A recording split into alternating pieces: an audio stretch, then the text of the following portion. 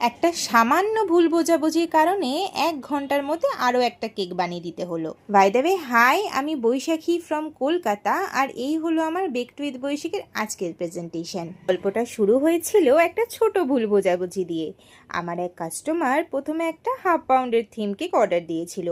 পরে ফোন করে বলল, দিদি ওটাও 1 পাউন্ডের করে দাও। যেহেতু স্পঞ্জটা অলরেডি বেকড, তাই আমি কাস্টমারকে বলি যে দুটো 1/2 পাউন্ড কেক স্পঞ্জ একসাথে জুড়ে একটা টল কেক বানিয়ে দেবো 1 পাউন্ড সাইজের। বাট ডেলিভারি নিতে এসে সে বলল, দিদি একটা কেক কেন, তুমি তো বলেছিলে আমাকে দুটো 1/2 পাউন্ড কেক করে দেবে। এখন আমি তাকে বুঝিয়ে বলি যে তোমার বুঝতে ভুল হয়েছে, আমি বলেছিলাম দুটো 1/2 পাউন্ড কেক একসাথে করে টল সাইজের বানিয়ে দেব।